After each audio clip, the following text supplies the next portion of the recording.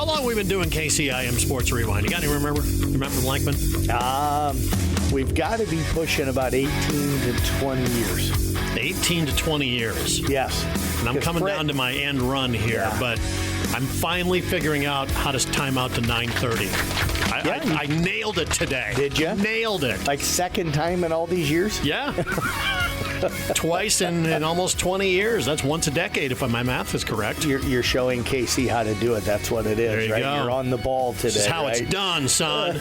This is how you do it. KCIM Sports Rewind. I'm John Ryan. I'm Jeff Blankman. And I'm Mason Neon. And we are going to just blather on about sports here for the next half hour. All right, I'm going to throw this out there. We're going to talk about Kemper first of all. Kemper is, in terms of the Canadian Football League, they are the Saskatchewan Roughriders. Okay. Because they just won the Grey Cup. Okay. For the first time since 2013. Really? So Kemper trying to win their second championship. Yeah. First time since 2013. 2013. So Kemper equals the Saskatchewan Roughriders. I did not know. See, you always teach us a little history while we're in here. I appreciate that. And now I'm through coddling you guys with easy trivia questions. Lord knows that if that would have been the trivia question, I would have no idea how to answer. Mason knocks it out of the park. You sit there and just kind of like, I'm going to let Mason answer. Yeah, I'm the old guy. All right. Who in the Canadian Football League has won the most Grey Cups? That's my question of the day. I can't name a Canadian Football League team. See, I'm through coddling Edmonton? you guys. No. Do you know what the Edmonton mascot is? I do not. The Edmonton Elks. Elks. Okay.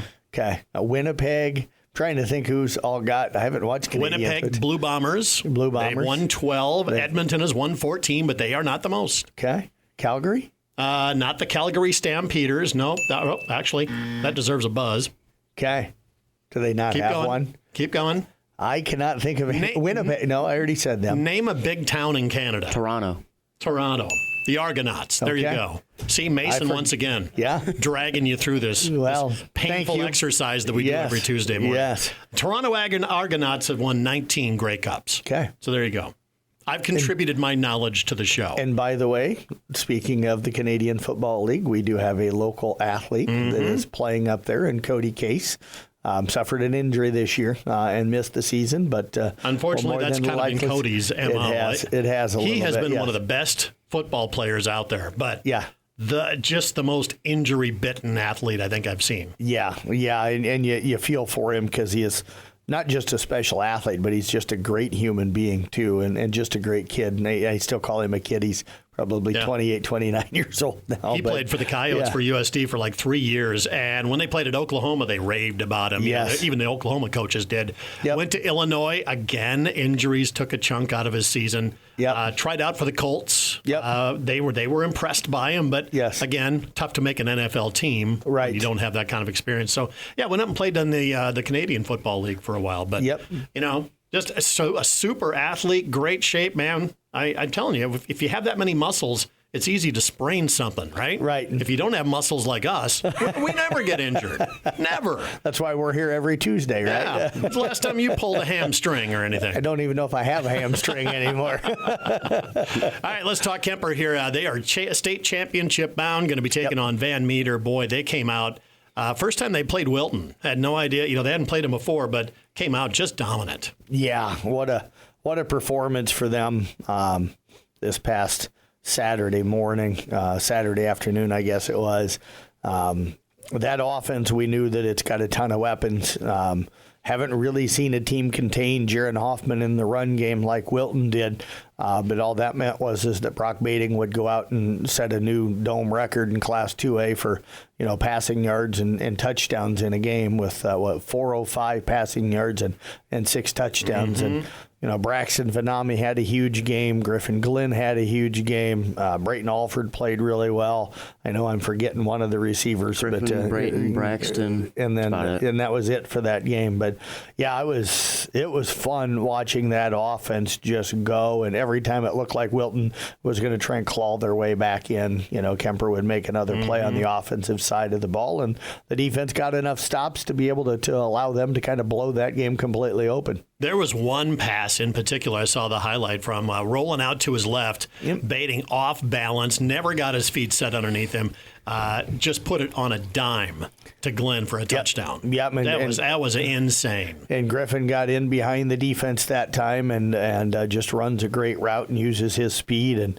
yeah, I did have to kind of chuckle. Of course, when you're down there at the state, there's a lot of media that jumps into the media room to do interviews, especially after the semifinals. And it'll be worse for the championship game, or better, however you want to look at it. But the first question that Brock got asked was, where are you going to play college football? And his kind of response is, well, I'm still thinking basketball. Right now I'm in the football mindset, but, basketball's around the corner, and I'm starting to hear from some football coaches and stuff like that. But I could tell that the person that asked it probably didn't know that Brock's an all-state basketball player as well, and stuff. So, but he's going to have some choices if he wants to go play football now. He's a good enough quarterback that I think he'll have that opportunity. But just in knowing him, that doesn't mean it can't change. That I think basketball is his love, but he is going to get enough attention to maybe play some football at the next level. Well, when I talked to Nick Nurse, did the podcast with him a while ago, he said that he had no scholarship offers going into the summer. Right. In fact, as he was going to be a freshman, he enrolled at UNI, had a great camp there at a benefit game, and wound up getting an offer. He was going to go try to walk on as a football player, right, until he got that offer to play basketball. And look what that led literally to. Changed his life. He's now an NBA champion coach. Yeah. I was going to say, look what that led to for him. And but this is a special offense that Kemper's got. Their defense is really good as well, but it's sometimes overshadowed by just how elite that offense has been. Yeah, I watched the game. I didn't have the pleasure of watching it in person, but, going through the screen, I didn't do it as much justice, I feel like, because it's just, they get a stop, and they go down and score again. And then for a minute there, I got to give credit to Wilton. It was 21-14 in the third quarter at one point, I believe. Yeah, and 35-21, they'd kind of crawled back in. Yeah, they were right there for a little bit. And then I think, Kemper just went out there and on the offensive end just started to dominate a little bit. And now they get Van Meter in the championship game, which Van Meter, very good historical program there, able to win a couple state championships over the years. But we'll see now. Should be a pretty good matchup, in my opinion. Yeah, the question I'll have is and Van Meter's really good. Their defense is outstanding from what I saw, at least in their semifinal round game against Osage. Their secondary covers extremely well. There was never an Osage runner running open, in the secondary. So that'll be the interesting matchup. But I just don't know, based off of what I've seen, if they can score with Kemper. So they're going to have to make stops on the defensive side to have a chance. And not saying that they don't. They've won 4 state championships in probably the last 8 years. So this is a program that knows how to win at this level, and they're gonna go out and give Kemper probably everything they can possibly handle on Friday. Well, they get all those overflow athletes from the Des Moines area that sometimes they don't get the playing time in Des Moines, so they're going to relocate and open enroll to Van Meter. Yep. And they're just a program that's going to become even better and better and better as they build their facilities and everything like that down there. I will say Brock got away with one. Rolled out to his left, threw a touchdown pass as he threw it back towards the middle of the field. Yes. That's a throw that I'm sure every coach went, no! And then, okay, fine, you got away with it there. Yeah. That's a throw that if he quarterbacks at the next level instead of playing basketball, he may not get away with. But, yeah. He pulled it off. He did. And he's done that all season long. I think when you have as many weapons, you throw Ryan Lucas and even Jared Hoffman into the passing game for weapons, and then you got Jaron in the run game, and Talon Alford if you need him, and Brayton Alford if you need him in the run game, and Brock's even showed the ability to run some. But when you have that many weapons, it's just hard for defenses to cover all of them. And I think Brock does a really nice job of reading the defense, and if the first guy's not open, he goes through his progressions and finds number 2 or 3, and even when he throws back across the middle, maybe number 4, and stuff. But the one thing I will say is I would anticipate Van Meter maybe being in that spot.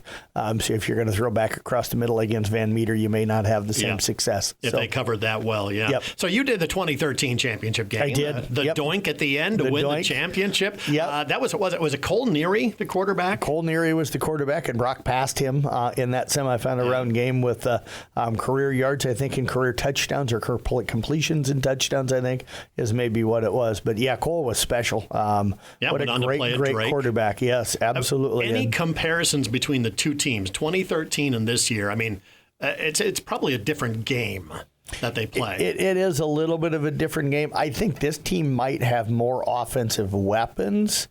The other team was outstanding offensively. You had Alex Drees, who I think could have played D1 football, and great running backs. They were loaded, but I just think this team, maybe especially on the outside, has more weapons. And then defensively, I would probably have to give an edge to the 2013 defense. Not that this defense isn't really good, but yeah, you had Taylor Niehaus at linebacker, and then Sam Brinks, who went over and had a really good career at Iowa, and stuff on that defense. I think that defense might have been a little bit tighter than what this defense is and tougher. They're comparable. They certainly are comparable. This is by far the best team Kemper's had since that 2013 state championship team. All right, I'm going to make Blankman feel old. Mason, what do you remember about the 2013 team? Were you born yet? How old were you in 2013? 7. Seven? No, 8. No, 7. Okay. Yeah, I would have been 7 years old. Okay. Blankman calling championship games. You were 7 years old? Yeah. I think I was starting kindergarten or preschool at that point. And now you're on KCIM Sports Rewind. I covered his parents in high school. That already made me feel old. All right, so that Kemper, 10 o'clock kickoff time on Friday, 9:20, I assume, is the pregame over there on Kick 106.7. So good luck, Kemper. Again, coming up against Van Meter in that championship game. We'll be chatting a lot more about that next week. Let's talk about the Audubon Wheelers. Tough loss against Bishop Garrigan. It really was the story of the last 3 or 4 minutes of the first half and the first couple minutes of the second half. Yeah, the 6 turnovers total and 3 of them coming in and that little bit of a span. You've got a 14-14 game and Audubon's driving and moving the ball and looks like, hey, maybe they'll score here with very little time left. They'll go up a score, then they get the ball to start the second half. Maybe they can make this a 2-possession game in their favor, and they end up throwing an interception that gets returned deep down into their own territory, and Garrigan scores, and then Audubon gets it back and turns it over right before the end of the half, and Garrigan scores. So all of a sudden it's now Garrigan up by 2 scores at halftime, and then Audubon turns it over on their first possession of the third quarter, which was the opening possession of the third quarter, and Garrigan stretches it to a 3-touchdown advantage at that point. And from there on, Audubon was trying to play catch-up. They didn't quit until the very end, and they played all the way until the final seconds and played hard, kept trying to get back into the game. But, you're outscored 38-0 on turnovers, and you only lose by 24. The yardages were pretty even offensively and everything else. It just came down to the, 6 turnovers and technically 5. There was an interception right at the end of the half on a Hail Mary that does count as a turnover, but that one doesn't affect really the outcome or the game or anything. But 5 turnovers and stuff. But yeah, I just look at it. I talked to Sean Burks this morning, and if anybody wants to go back, I've got the interview podcast on our podcast center. But we recapped the entire season. He's really proud of his group of guys and what they accomplished.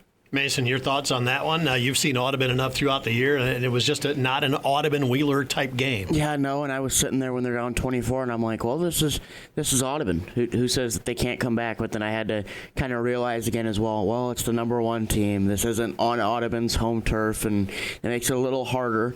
I think that Audubon's fans showed out really great. I think they had a great student section, a great fan section in there as well. And like Jeff said, they played hard all the way through at the end. You got some seniors that didn't see a little bit of time on the field that got in at the end as well. So I think it was kind of, for them, also a sentimental game of, we went out there, we played at the Dome as a team for the last time. We got some of our other guys in there as well. So, yeah, great season for them as well. And for a team that wasn't picked to win their district, wasn't in the rankings to start the season. I think they were 17th or something like that in some of the early projections, to get to the Dome and be a top 4 team. Tells you the buy-in that group of kids had all off season, and the work that they and the coaching staff put in to have a very, very special season this year. Every coach's dream is to go into a season underrated. Yes. So what do they got coming back? Is Audubon going anywhere as a program? They're losing a great senior group. There's some guys that are going to be really, really difficult. Austin Christensen, probably one of those that you may never get another guy like him in your program. But you look at all the playing time that the reserves got this year. They were in for the second half and sometimes in the first half in every game this year besides the Iowa Valley and the game at the Dome. They got a lot of experience, and they've got a lot of really good athletes coming back. So the future is going to be really good for this Audubon program.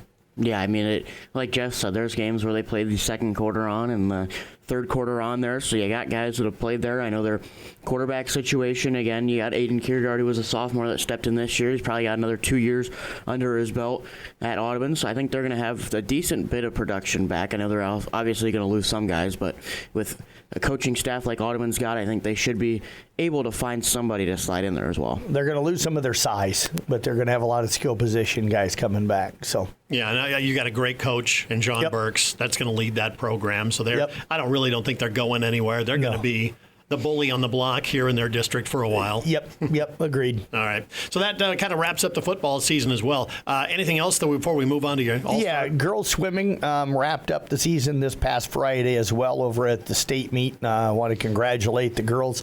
We'll just run through kind of how they did real quick. Just 3 relays over there. The 200 medley relay team of Harper Ladwick, Alexis Borkowski, Briley Behrens, and Sophia Malone would finish up in 30th. The 200 freestyle relay team, Briley Behrens, Ava High Note, Sophia Malone, and Grace Schoonover would finish up in 25th. And the Ava High Note, Briley Behrens, Sophia Malone, and Grace Schoonover, and the 400 freestyle relay would finish up in 30th place. So if you notice, 6 girls total getting over there in the 3 relays, and all of them either freshmen or sophomores. So the future of the girls swim program in really good hands with that group of girls and with Deb Danner, of course, at the coach. Yeah, she's terrific as that.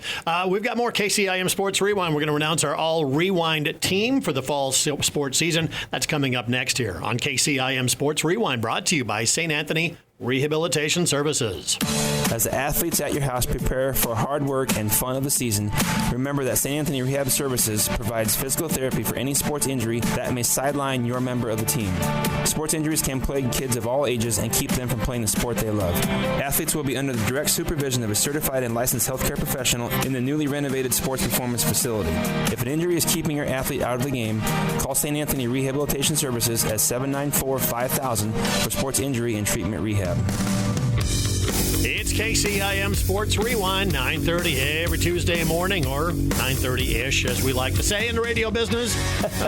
It starts when it starts, folks. Yes. It's like rock and roll. It's like a concert. It goes when it goes. Rewind All-Star festivities. How was it this past weekend? I thought it was great. I think the kids had a really good time, and that's what it's all about. I think the coaches had a good time as well. I know Mason got a coach against Craig Rowetter and Cindy Wilkie in the dodgeball tournament. And Mason, go ahead. You talk about coaching. I think I'm the greatest dodgeball coach of all time. 2-0. 2-0, swept them. Nicely done. And he did some smack talking to Coach Rowetter in the process. Kidding. Yeah. I told him that's why you don't run the ball. You got to start passing the ball because all of his guys couldn't throw worth a darn. Wow, you went right for it, man. That's brutal. No, it was, and everything was wrapped up in under 2 hours. So at a volleyball all-star game, dodgeball tournament, passing competition, and the award ceremony, and everything was done in less than 2 hours. So I think everybody had a good time. All right, let's get through. We're going to run through the teams here that you guys have put together for the Rewind festivities. And you didn't really mention until the event what team that each athlete was on. So kind of a different way to approach that this time. So here are the honorable mention volleyball players that were at the Rewind festivities. Cadence Brannon Sporer of Audubon was named honorable mention. Aubrey Hoffbauer of Coon Rapids Bayard. Cassidy Wenk of Glidden Ralston was honorable mention. Emerson Ludwig of East Sac, Amelia Garrett of Glidden Ralston, Sadie Wheelock of South Central Calhoun, and Josie Riddle. Yep. Josie Riddle of Carroll. We'll move over now to third team, Mason, I think. Yep, we got a couple of Kemper girls here with Addie Antover from Kemper, Zoe Bruning of Kemper, and Brianna Wittrock of Kemper as well. A Coon Rapids Bayard girl in their setter and Amelia Cook. A pair of Carroll girls and Amanda Wardell and Analia Ayala. And then a pair of East Sac girls and Sarah Bontrager and Caitlin Schmidt. We'll move now to second team, a pair of girls from Exire and Kimballton and Jalen Peterson and Taryn Peterson. You got Mia Milligan and Mariah Houghton of Kemper, Addison Bando, and also Anna Stengel from IKM Manning, Anna Larson from Audubon, and Jordan Carroll from East Sac County. All right, first team, all volleyball rewind team from the Kemper Knights. 3 members, Elsa Tiefenthaler, Kaylee Simons, and Colby Peter, all making first team. From IKM Manning, it's Keegan Eischeid. Malia Clayberg from Coon Rapids Baird is joined by Anna Hart, also of the Crusaders. Harlow Miller of Audubon makes first team, and from the IKM Manning Wolves, also Kylie Arp on the first team volleyball team. Yeah, and then we got some girls here. I don't know where you want to start, Jeff, with Well, do you want to do player of the year? Sure, that's a big responsibility for me. Our other finalists that we had for Player of the Year, we had 4 girls in total. We had Malia Clayberg from Coon Rapids Baird, Kaylee Simons of Kemper, and Harlow Miller of Audubon that are Player of the Year.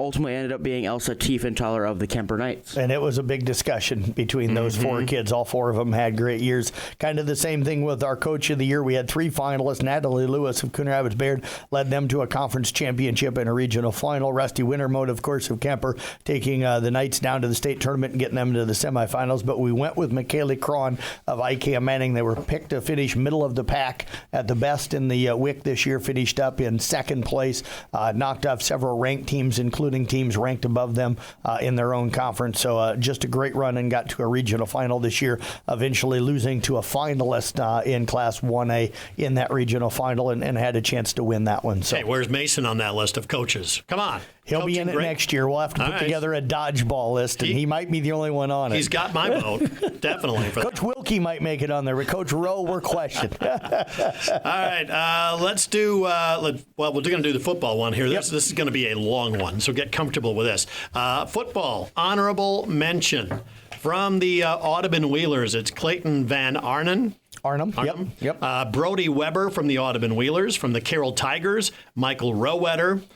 From Coon Rapids Baird, Gavin Heiderscheit. Yep. Carson Schmidt from East Sac County. He's joined by his fellow Raiders, Cal McCullough and Cade Snyder. From the Glidden Ralston Wildcats, honorable mention goes out to Alex Daniel and Trainer Kos. From the IKM Manning Wolves, it's Davis Rasmussen, Brock Kusel, and Cale Renzi. From the Kemper Knights, honorable mention for McGuire Hoyt and Braxton Vanami. Also honorable mention for Evan Myers of South Central Calhoun and Cooper Natras. So then we'll go to our second team defense here. I'll start on the defensive line with an Arweva kid and Weston Toft. You got Griffin Moore of Coon Rapids Baird, a Carroll kid and Ty Mulbauer, and 2 Kemper defensive linemen and Sean Healy and Jack Bading. Then you go to 2 linebackers. You got Dawson Allen of East Sac County and Charlie Natras of South Central Calhoun. 4 defensive backs, all from different teams here. You start with Dylan Schoen of Kemper, Max Sherburne of Coon Rapids Baird, Ben Ramsey of IKM Manning, and out of Glidden Ralston, Landon Rohrbeck. And our punter of the year, our second team punter, going to be Garrett Krause. Moving over now to the second team offense. I'll start from the bottom here with our return specialist being Griffin A. Glenn of Kemper, and our kicker being Charles Mayhall of Kemper. Then you move to the offensive line with Preston Vanami of Kemper, Tyson Van Glan of Arweva, Jay Starman of IKM Manning, Jackson Reich of Coon Rapids Baird, and Jace Peterson of South Central Calhoun. Got 2 receivers here with Brayton Alford of Kemper and Wyatt Danner of IKM Manning. 3 running backs, 2 of them from Coon Rapids Baird with Ethan Bauer and Caden Oswald, and Mason Casper of Audubon. And then for our second team offense, again, Jeff had kind of mentioned it at the event. We had 2 guys in the finalist for our Player of the Year, and they were both quarterbacks, so we had to put one of them on second team and one of them on first team. So our second team quarterback is Aiden Kiergaard. We'll move over to first team defense. We'll start with, of course, our punter, Mason Stitz of Carroll. In the secondary, Aiden Kiergaard of Audubon and Mason Kaspabauer of Audubon, Matt Collison of the Carroll Tigers. 5 linebackers, Quentin Polking of Carroll, Austin Christensen of Audubon, Brayton Alford of Kemper, Gabe King of Esac, and Devin Ehlers of Arweva. And our defensive linemen, Hayden Larson and Isaac Sorensen from Audubon, and Lucas Deal from Kemper. Our defensive player of the year, the finalists for that were Hayden Larson, Austin Christensen, and Gabe King. Those guys all received votes and discussion about it, but we went with Brayton Alford of the Kemper Knights as our defensive player of the year. All right, you can do the offense? I will do offense as well. We'll start with the return specialist, Jurgen Nowatzki of Audubon. Our kicker was Kieran Polking of the Carroll Tigers. 2 receivers in Griffin Glenn from Kemper and Ashton Arenholtz from IKM Manning. We had, of course, 5 linemen: Gavin Holt and Caden Luders of Carroll, Sullivan McLean of Audubon, and then Lucas Deal and Reed Steger, both of Kemper. Our running backs were Wyatt Regaler of Arweva, Jaron Hoffman of Kemper, and Adam Malik of Carroll. And our quarterback was Brock Bading of Audubon. Now, again, Brock was also named our Offensive Player of the Year. The 2 finalists, again, came down to him and Aiden Kiergaard. Also receiving discussion was Wyatt Regaler of Arweva, Adam Malik of Carroll, and Gavin Holt of Carroll. And just want to explain one thing kind of here real quick before we do the Coach of the Year, and that is that with our offensive and defense, offensively, I've always told the guys, you have to have 5 linemen and a quarterback. Beyond that, I don't care if you have 3 running backs or 1 running back and 5 receivers or 2 receivers. We just need 11 guys starting, but 5 of them have to be linemen and 1 of them has to be a quarterback. So same thing with defense. You can have as many defensive linemen or linebackers or secondaries as long as that total adds up to 11 guys, because some defenses play a 4-4, some play a 3-5, so we don't have a consistent thing as far as offense or defense for the amount of players at a position besides quarterback and really an offensive lineman. All right, so do we have Coaches of the Year? We do have Coach of the Year, and Mason, if you want to run through that. So we had 4 people in total, 3 of them being our other finalists as well. You had Craig Roeder of Carroll. They ended up winning a district title, and lost to Nevada, who's now playing for a state championship. Yep.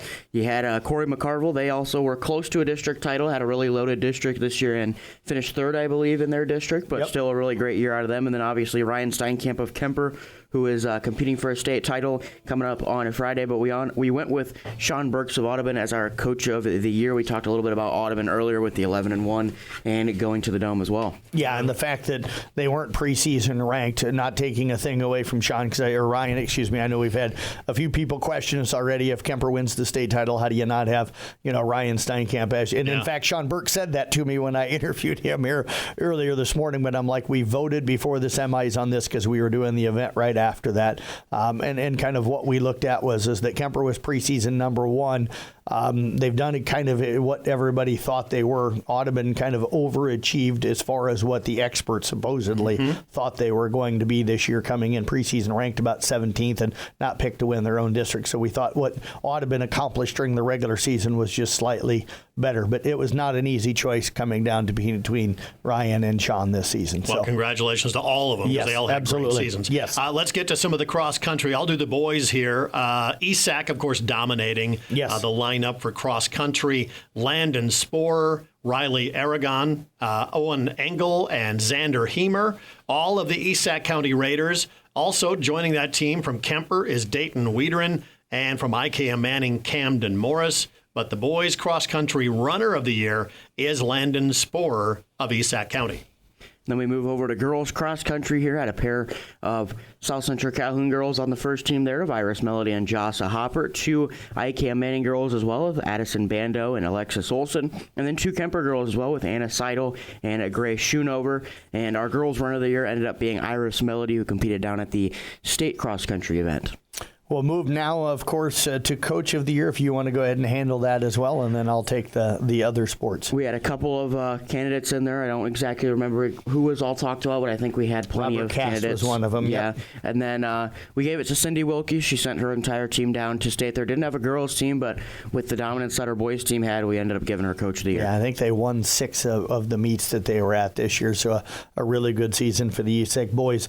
We named a swimmer of the year with just one swim team. It's hard to name an entire area team, so we just named a swimmer of the year. It's Grace Schoonover from Carroll, and then also with just 2 tennis teams, it's hard to announce an entire team for tennis, so we went just with the tennis player of the year, and that was, of course, Charlotte Schwabe of the Kemper Knights. I'm noticing one name twice on there. Grace Schoonover made girls cross country and girls swimmer of the year. Yes, yeah, that's a busy girl right there. Yeah, it is.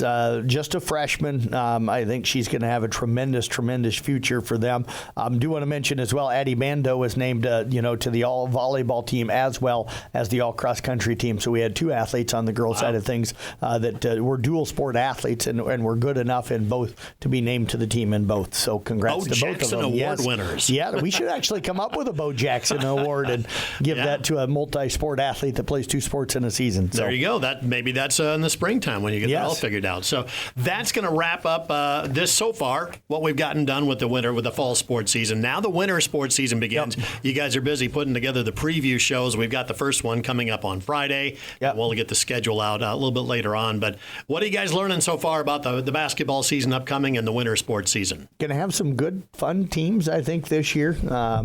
No surprise, and this is something we've talked about. We've got some girls programs that are still really struggling for numbers. And stuff. So hopefully, and it's not just in our area. There's even some other conference teams of our schools that are really struggling for numbers this year as well. So I think girls-wise, we're going to have some really good teams, and boys as well. We should have some really good teams. Yeah, that's kind of the same thing I've taken away when you look at different polls and different projections, and then you listen to the coaches talk. Is there some similarity of some teams may be really good, some teams may be sneaky good as well in there, and you can have some teams thrown in there. But I think it should be a really fun basketball season. Yeah, looking forward to it getting underway. First game is next Monday with the ICAM Manning girls hosting ACGC, who's going to be ranked coming in.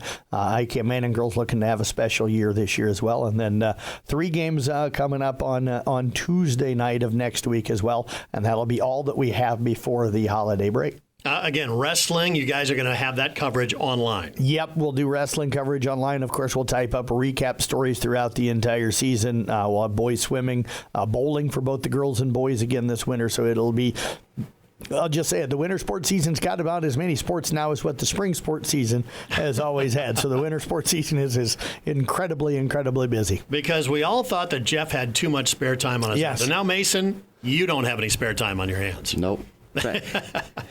All going to be. It's good that he's young. Yeah, spent covering sports of one various type or another. Yep. So that is KCIM Sports Rewind. Next week we'll be talking about that state championship game, Kemper Van Meter. It's Friday on Kick 106.7. Remember, the pregame starts at 9:20. Kickoff at 10 a.m. That's Rewind for this week.